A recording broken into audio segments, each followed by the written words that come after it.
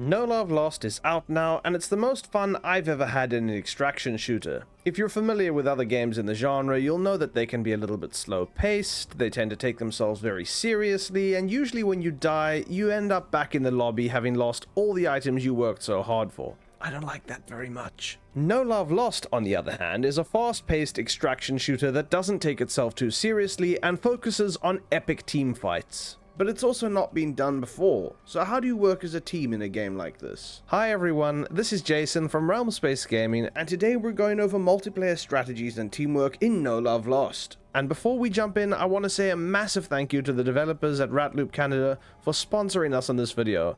We love the merch, but we enjoy the game even more. For the uninitiated, No Love Lost is a free-to-play, third-person PvPvE extraction shooter. You and up to 4 friends play as one of 2 rival crews of Nectar Raiders who have dropped down into Drosera to harvest as much of that sweet nectar as you can. You do so by completing quests, defeating monsters, or simply by taking it from your rival crew by force. Before we hop into the specifics of this video, I wanted to let you know that the game is free to play, it's out now, and if you download it before the 31st of March 2024, you also unlock a free plasma machete. Now then, jumping right in, our first teamwork tip is to split up and loot. When you hop into a new game of No Love Lost, there are a few different starting strategies you can employ. Sure, you could go look for loot together, or you could go on a quest together in order to get nectar, but both of these strategies have their own issues. If you loot together, you loot slower because you're contesting for the best equipment, and if you immediately go about nectar gathering, you might start out with the tough quest made tougher by you not having any equipment to do the quest with.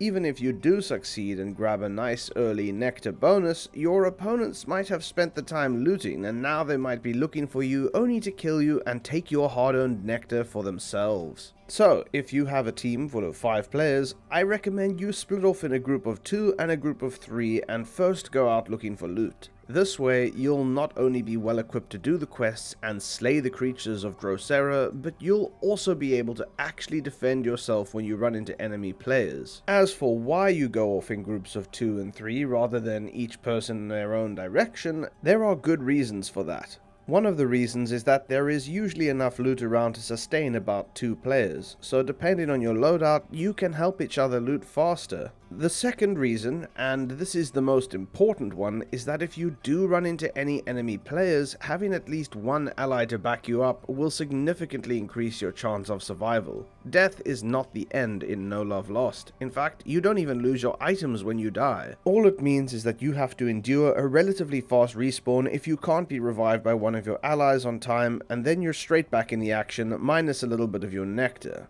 Now, this is one of my personal favorite features about the game actually, as what turned me off other extraction shooters was the fact that death was game over, and however many hours you just played might have been for nothing. Well, not in No Love Lost. Here it's all action, but dying will still slow down your team, so try and avoid it if you can. Our second teamwork tip is to communicate.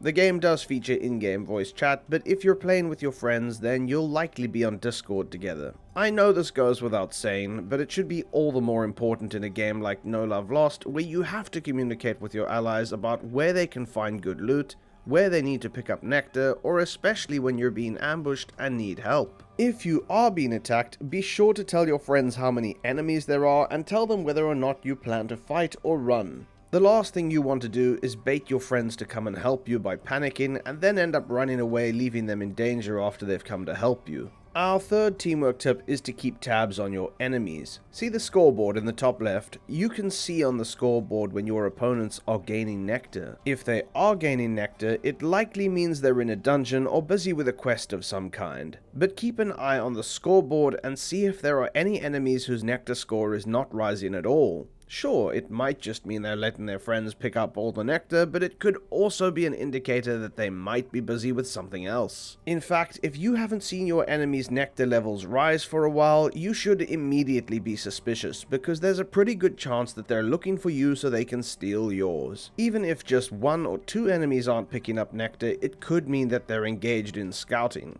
I considered making scouting its own tip, but it falls under keeping tabs on your enemies. Again, you can play this game how you want to, but one thing you might find super valuable is assigning a member of your team to be a scout.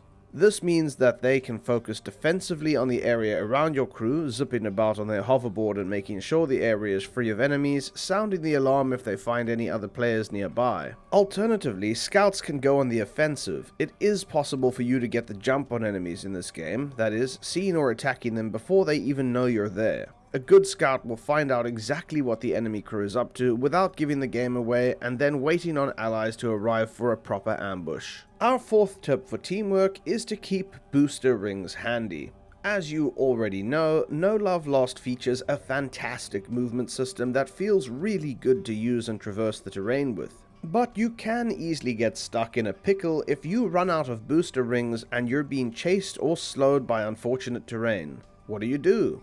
This is a teamwork strategy guide, so I hope you saw this coming, but you and your crew should really share rings. If a member of your crew throws out a booster ring, you can also make use of it, but that's not all. If you throw another in front of it, you activate a bonus and get refunded a ring for making everyone go that much faster. So we know the rings are pretty great and can get you going quickly where you need to go, but they're also critical for actually getting your hoverboard to move on terrain that is otherwise just hostile to it. So make sure you're properly coordinating ring usage when you are with your crew, because you do not want to run out of rings for when you're on your own. Our fifth multiplayer strategy tip is to get on up. If you or your friends can see an attack incoming, then make sure you can get to high ground. And not just because Obi-Wan said so. Hoverboards have a much easier time aiming at targets at lower elevation than targets at higher ones. If your enemies are approaching from above, they're likely to pepper you with bullets and rockets so fast that you either won't have a chance to respond, or that by the time you do, it'll be too late and you find your health is already too low to contest them. To ensure that you don't find yourself in this position where you're taking a fight from the low ground, if you can see the enemies are coming, or you've taken a few pips of damage and you see hoverboards in the sky above your head, what you should do is immediately communicate with your crew to slap down some rings and boost away to put some distance between you and your enemies. If you do this properly, your enemies won't have the time to follow through your rings without first dropping down to the low ground to where you were in the first place. Make sure to make clever use of the terrain as you make your escape, going between trees or past structures so that enemies lose tabs of exactly where it is that you and your crew have gone, and try not to throw down too many rings during this process if you can avoid it, because there will of course be a dead giveaway as to which direction you went. If you've properly made your escape, but the enemies are still nearby, then circle back on them from above and take them down the way they were going to take you down, from the skies. Our sixth multiplayer strategy tip is to bank.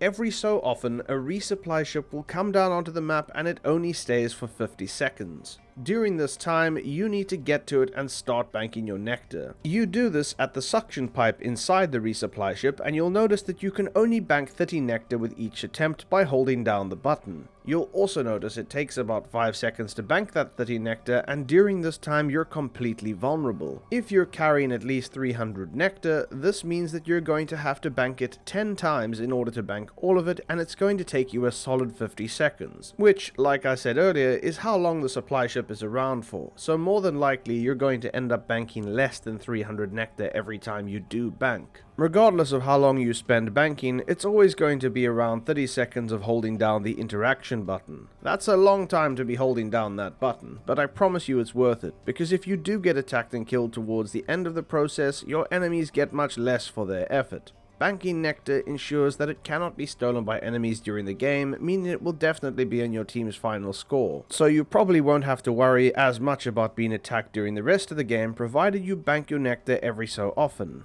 The multiplayer aspect of this tip is of course that while you're standing there banking nectar, you're a sitting duck, and that means your allies need to be around to protect you. You can also bank your nectar on the extraction ship when it comes, but given that both crews are going to be rushing here for the final battle, this is a much more dangerous endeavor, and you want to make sure you've banked most of your nectar before this moment comes. Our seventh multiplayer strategy tip regards the bounty target. If you weren't able to follow our last tip and bank your nectar as efficiently as you could, or if you've just been so good that you end up with loads of nectar, you should know that the target at the top of the scoreboard will every so often be marked as the bounty target. The marker lasts for 2 minutes, and during this time the enemy crew will see exactly where the marked player is. This is where our tips come in. If the player with the bounty marker happens to be on your crew, then make sure you keep moving. You're much harder to track down and kill if you stay on the move, because your opponents will spend most of their time trying to track you rather than fight you. With any luck, by the time they ever actually reach you, that bounty target will be long gone. If the marked player happens to be on the enemy team, then they might be following this advice as well, and even though they have the advantage there, you at least have the advantage of knowing where they are. So your best bet is to split up and try to flank them. If you can force them into a fight, it means you can force them to stop, and all you really need to do is gang up on that one bounty target marked player in order to claim your reward. Just make sure that it's a fight you can win. Speaking of winning fights, our 8th multiplayer tip is to combo effectively. No Love Lost is a game that includes some very cool melee weapons and some equally cool ranged weapons. This means that each member of your crew, and in fact the enemy crew, might have a very different loadout when it comes time to battle. Your natural instinct might just simply be attack with whatever the highest tier and coolest weapon you have is, but I want to encourage you to hold off from doing this and instead consider how the fight is going down. If an enemy attacks one of your crew members and the two of them are having a melee duel, I would encourage you to use your ranged weapon to help them instead of trying to close the distance to use your melee weapon, even if it happens to be a better weapon than your ranged option. The reason for this is of course that if you join the melee, the enemy will be able to hit both of you at the same time, which increases the likelihood that you will lose the fight. In addition to this, he might have an ally sitting around or nearby who's going to be shooting at both of you with something like a rocket launcher, and you've just made his job a lot easier. If you keep your distance from melee duels when you see them happening, and use your ranged weapon to engage instead, you not only increase your crew's likelihood of winning the fight, but you also ensure that you'll be alive to revive any dead crew members after the fight. Not to mention being around to pick up enemy nectar and make sure that you can get out of there before they come back to claim revenge. Those are all the tips we thought were most important to share with you, so if you found this helpful, consider leaving us a like or subscribe. And if you've been watching this video but you haven't played No Love Lost yet, then what are you doing? Go download the game. It's free, and I promise you with these tips that it's easy to get into regardless of your skill level. This really is a game that anyone can play and enjoy. On top of that, you'd be supporting an indie dev studio in a time where AAA publishers keep dropping the ball, and given what they've made out of No Love Lost already, it'll be exciting to see what Ratloop Canada do to support this game into the future. Otherwise, if you're looking for some squad mates, have some video ideas for us, or are just keen to hang out in a community of gamers, be sure to check out our Discord server and connect with the community at Realm Space Gaming. My name is Jason, thanks for watching, and don't forget to enjoy the rest of your day.